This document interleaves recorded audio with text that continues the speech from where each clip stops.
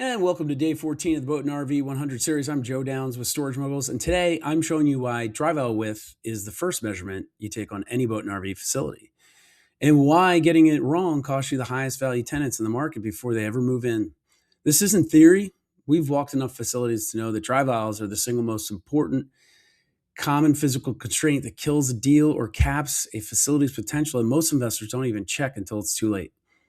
And if you want the full site evaluation framework for boat and RV facilities, and you want some AI powered tools, head to storagemoguls.ai. Storagemoguls.ai. We're a community that's made up of real people, actual operators just like you, real people that look like husband and wife teams, or two neighbors that partnered up, or the solopreneur who decided to stop playing small. That's who is in our network, in our community.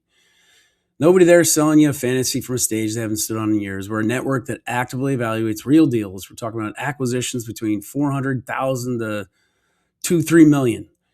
It's all financeable. We'll show you how too, and digestible. It's the kind of deal that someone with a W-2 and a little grit can actually close on. Search, evaluate, close on a deal.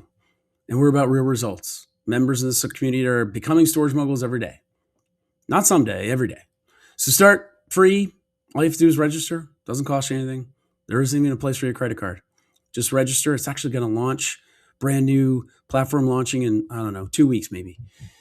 And then you just level up at your own pace from there if you want. But all right, back to today, because before you evaluate the financials of any boat and RV facility, before you look at the rent roll, before you run a cap rate, you got to measure the drive aisles.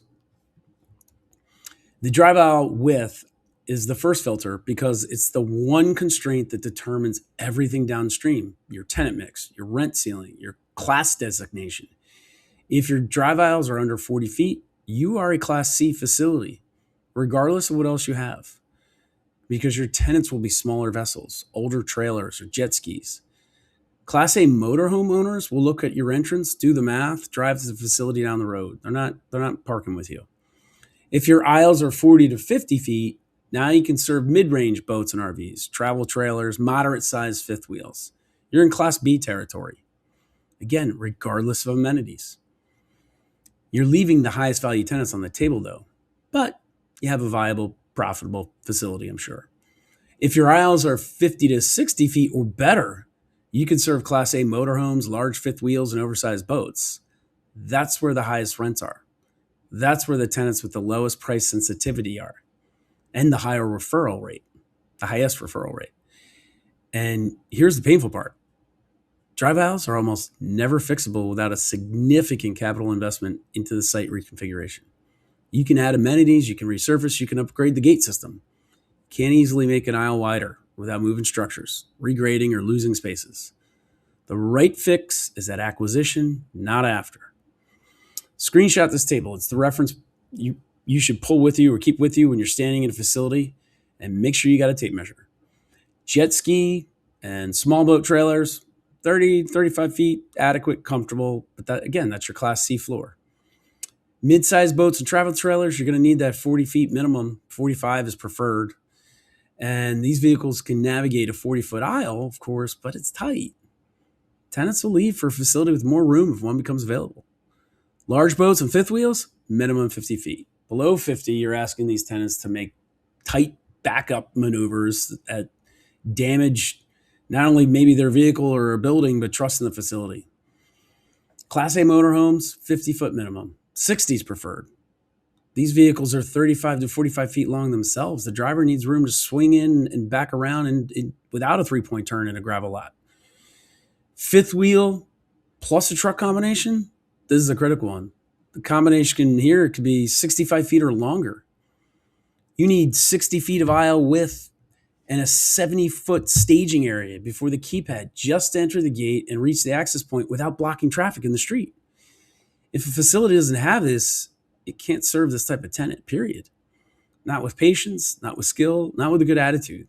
The geometry doesn't work. Here's a scenario that plays out at facilities that don't have the staging room. Tenant shows up with a full-size truck, towing a 30-foot fifth wheel, combined length 60 to 65 feet. They pull up to the gate. Keypad is 20 feet off the road. They can't stage the rig before the keypad without blocking traffic. And then they got to back out into the road, try another approach, or maybe even call for help. You need 70 feet of clear space from the road to the keypad, minimum. That gives the driver room to pull forward past the keypad, stop the rig without blocking traffic, and enter the code. Below 70 feet, this combination literally cannot enter your facility without a hazardous maneuver. This isn't about the tenant being inexperienced, it's geometry. A 65-foot rig needs 65 plus feet to stage. The physics don't care how good your customer service is in this scenario. And the downstream effect is real. A tenant who has a bad entry experience, they talk. They talk to people at the RV park, the campground, the dealer. Don't go there. You can't get in with the fifth wheel. That's not a complaint that gets resolved with a rate discount or a waived fee. The geometry of the site is permanent. Here's the field protocol, 5 steps. 1, measure at the narrowest point. Aisles often taper, especially at corners where structures were added over time. The worst point is the real operational spec. If the wide section is 60 and the narrow section is 38, you're a 38-foot facility from a tenant's perspective. 2, measure multiple aisles. A facility where the front row is 55 feet and the back row is 35 feet has a split tenant mix problem. Class A tenants, they're only going to accept spaces in the wide section, which is going to limit your inventory. 3, measure the gate staging area. Road edged keypad. This is the most commonly overlooked measurement and the one that determines whether fifth wheel combinations can use your facility at all. 4, document the photos with photos. Tape measure in the frame, aisle visible behind it. You're going to use this, sounds ridiculous, but you're going to use this in your due diligence file. And if you're building your lender package, it goes in there too. Lender who sees documented drive aisle measurements has more confidence in your underwriting. And then lastly, note the surface condition. Fully paved tells you the operator invested in the facility. Rutted gravel tells you the maintenance has been deferred. Both inform your CapEx budget if you acquire. All right, here's the revenue math comparison between narrow aisle facility and one with adequate Class A clearance. Average rent on a 38-foot aisle facility serving small boats and travel trailers is going to fall between $60 and $90 a month.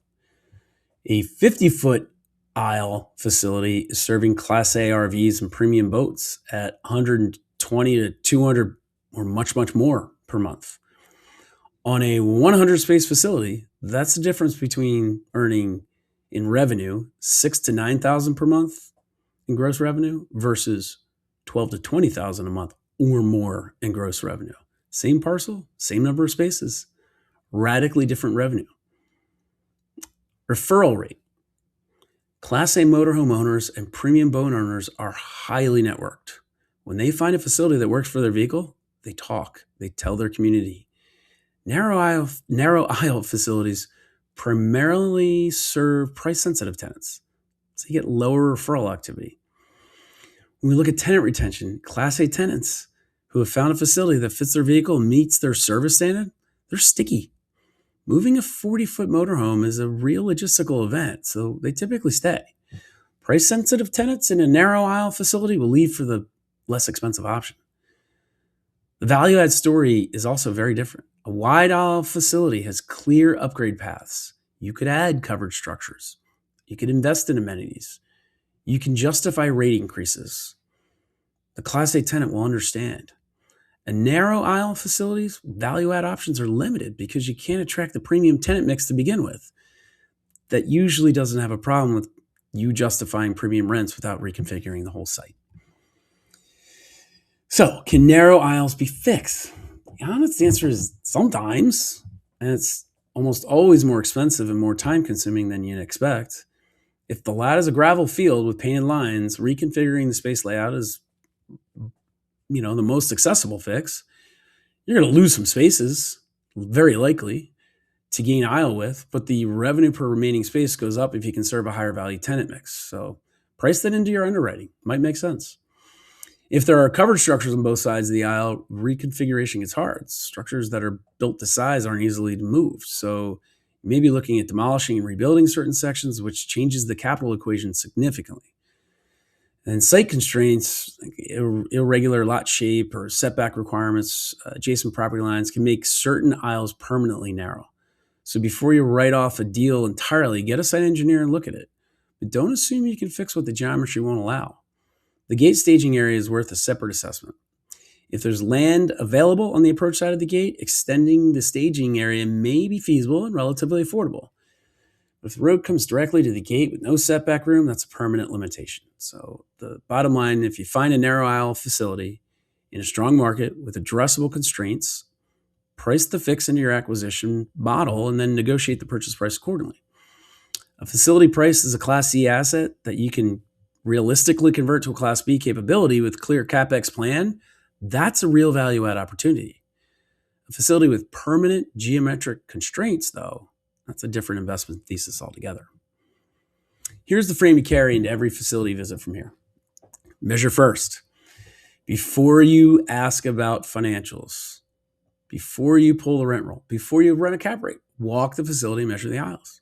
2 or 3 measurements, narrowest points, also the gate staging area. Take you 10 minutes. Those 10 minutes will tell you more about what this facility can actually become than any document the seller gives you. So know the numbers cold: 50 to 60 feet for Class A, 40 feet minimum for mid-range, 70 feet of staging area before the keypad for fifth wheel and truck combinations. These are the specs. If a facility doesn't meet them, you know the tenant mix and rent ceiling before you run a single number. Price the reality in. A narrow aisle facility in a strong market is not a Class A facility waiting to be unlocked. It's a Class C or B facility in a good location. It has value, but only at the right price. The value add thesis has to account for the capital required to widen the aisles, or it's not a value add thesis, it's wishful thinking. All right, next up, day 15, we'll dive into site access and egress, getting off the road and into the gate, which is the other physical constraint that gets overlooked and almost as often as drive aisles. How you get off the road and into the gate matters more than most investors realize. So please like this video and subscribe so the algorithms keep telling me to keep producing this content. And share this with your social networks so you can start seeding your potential investors. Not only does it bring awareness to them about these types of opportunities, but it demonstrates that you're putting in the work. And remember, narrow aisles are the most common physical constraint that caps a boat and RV facility's potential. Almost never fixable without a major capital investment. The right time to find them is before you close, not after.